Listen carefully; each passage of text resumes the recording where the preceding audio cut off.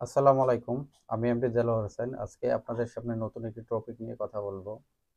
টপিকটি হচ্ছে যে আমরা অনেকেই হচ্ছে সার্কিট ব্রেকারে কেবল কানেকশন করি এবং কেবলের টার্মিনেশন পয়েন্টে আমরা কি করি? কেবলের ইনসুলেশনটা রিমুভ করে ওই যে যে হচ্ছে যে কপার ভিতরের যে কন্ডাক্টরটা এটাকে আমরা কি করি? এটাকে সরাসরি আমরা হচ্ছে সার্কিট ব্রেকারের মধ্যে দিয়ে দিই। আসলে এটা দেওয়া ঠিক না। আমাদের রুলসেও এটা দিতে মানা করেছে। তাহলে আমরা যদি এই কাজটা করি প্রতিনিয়ত তাহলে হচ্ছে আমরা রুলসটা ভায়োলেশন করতেছি এবং একটা সময় কি হয়? আপনার এই যে কেবলটা আপনি হচ্ছে গিয়ে সরাসরি আ আপনার সার্কিট ব্রেকারের টার্মিনেশন পয়েন্টে হচ্ছে গিয়ে ইন করাচ্ছেন। একটা সময় হচ্ছে গিয়ে কেবলের গোড়া থেকে হচ্ছে গিয়ে এই যে কন্ডাক্টরটা হচ্ছে গিয়ে ভেঙে যায়। এতে লুজ কানেকশন থাকার সম্ভাবনা থাকে। তো এক্ষেত্রে আপনারা কি করবেন? আমাদের বিএনবিসিতে 1.3.9.2 তে একটা আর্টিকেলে বলা আছে যে হচ্ছে প্রতিটা কেবলের হচ্ছে গিয়ে টার্মিনেশন পয়েন্টে কেবলের ইনসুলেশন গুলোকে খুলে এটাকে কেবল লাং অথবা যেটাকে আমরা বলি যে কেবল সকেট পরিয়ে এগুলো তারপরে টার্মিনেশন পয়েন্টে ইন করাতে হবে।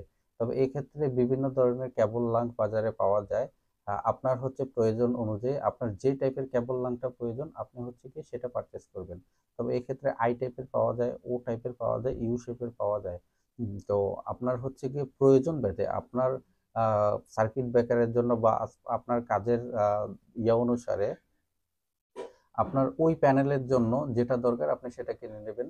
তবে হচ্ছে গিয়ে রুলসটা ভায়োলেশন করবেন না। চেষ্টা করবেন আমাদের বিএনবিসি বলেন, তারপরে এনএফপিএ 70 বলেন, এনএফপিএ 70A বলেন, 70B বলেন, বিটিসি স্ট্যান্ডার্ড বলেন, সবকটা স্ট্যান্ডার্ডে আমাদের হচ্ছে গিয়ে ইলেকট্রিক্যাল সিস্টেমটাতে হচ্ছে গিয়ে একটা সেফটি দেওয়ার জন্য তারা হচ্ছে বিভিন্ন ধরনের কিছু রুলস আমাদেরকে ফলো করার জন্য বলে দিয়েছে। আসলে সব জায়গায় হচ্ছে গিয়ে রুলস ফলো করা পসিবল হয় না। তবে হচ্ছে গিয়ে আমরা চেষ্টা করব যে মিনিমাম একটা স্ট্যান্ডার্ডের মধ্যে যেন আমাদের ইলেকট্রিক্যাল সিস্টেমটা থাকে। কারণ আমাদের বাংলাদেশে হচ্ছে গিয়ে যদি শতকরা 100টা আগুন লাগে তাহলে এর ভিতরে হচ্ছে গিয়ে 60% আগুনই হচ্ছে গিয়ে শর্ট সার্কিট বা ইলেকট্রিক্যাল হ্যাজার্ড যেটা বলি, ইলেকট্রিক্যাল হ্যাজার্ড থেকে এই ফায়ারের উৎপত্তিগুলো হয়।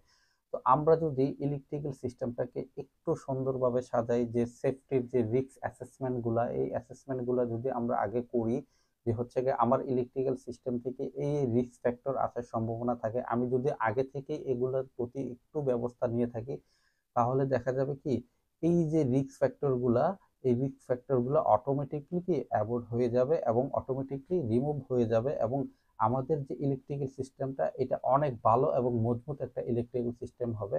তা আশা করি যে আপনারা প্রতিটা ক্ষেত্রে হচ্ছে গিয়ে ইলেকট্রিক্যাল সিস্টেমের যে সেফটি রুলসগুলা, যে সেফটি মেজারগুলা অনুসরণ করার জন্য বলা হয়েছে আমরা সবাই এগুলো অ্যাপ্লাই করব। আর কারো যদি কোনো সমস্যা থাকে যে আমি রুলস জানি না তাহলে পার্শ্ববর্তী যে এটা সম্পর্কে অভিজ্ঞ তার কাছ থেকে জেনে নেবেন। তবে সবসময় একটা কথা মাথায় রাখবেন, যে কাজের জন্য যে এক্সপার্ট আপনি তার কাছ থেকে সেই কাজের পরামর্শটা নেবেন।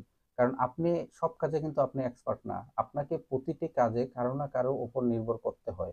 আপনি কিন্তু সব জানতা শমশের না। এমনও হতে পারে আপনি একটা বিষয় জানেন, সেই বিষয়টা হচ্ছে কি আমি জানি না, সো আমি কি করব আপনার কাছ থেকে নলেজটা কালেক্ট করব। বা এমন একটা বিষয় আমি জানি সেটা আপনি জানেন না, এজন্য কি আমি আপনার কাছ থেকে নলেজটা কালেক্ট করব। নলেজ শেয়ারিং এর মাধ্যমে হচ্ছে গিয়ে আমরা একে অন্যের কাছ থেকে হচ্ছে গিয়ে জ্ঞানগুলো আদান প্রদান করব।